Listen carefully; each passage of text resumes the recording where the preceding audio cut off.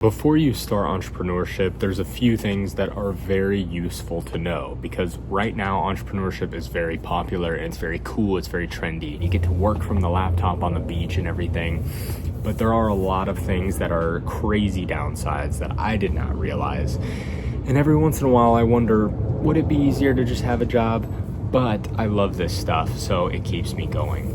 But anyway, the biggest one for me is always the amount of work that it takes to get a certain amount of money. For example, let's say I do something, it takes me forever to get a certain amount of clients or one client or whatever, and I make like $1,000 or something, random example. And I finally get that $1,000, and it took like 2 months or whatever, and it feels like a big payday. And then I think about that my job pays that, multiple times a month, and I'm like, oh, all of that. But it is very gratifying knowing that, hey, you made $1,000 on your own, with your own business. It's really cool. You feel like you have something of value to provide. But really that is a tough part of it, is it's just so much time for so little for a long time that it's tough. Another thing that I didn't really think about is that for the most part, you basically have another job until you are able to scale and hire people. For the most part, you're working something. If it's a service business, if it's product, maybe not, but if it's service, most of the time it's basically like you're working a job until you hire people to do it for you, which takes a while. So be prepared to feel like you're working two jobs. But obviously that's kind of the whole thing with all of this. The beginning is very difficult. It takes a long time, and really it's just going to feel like you're working two jobs. It's going to feel like you're working a ton for very little money.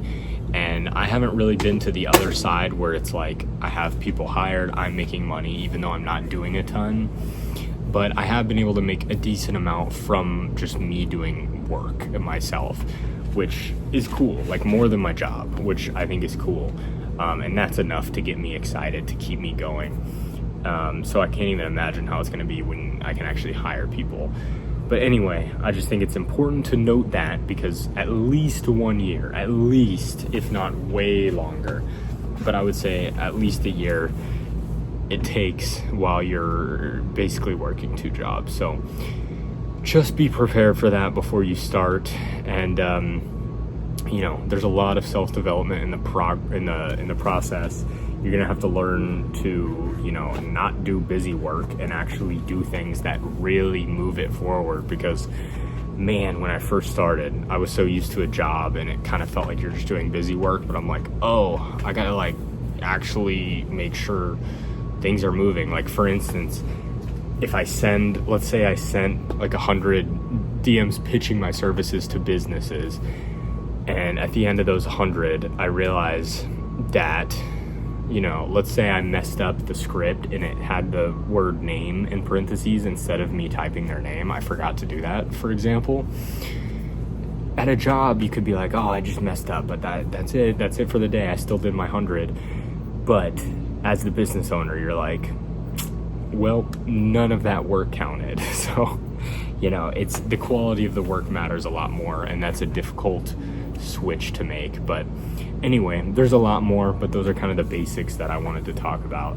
And just be prepared for that. If you're starting, you're gonna get hit in the nuts a ton, and it's gonna suck.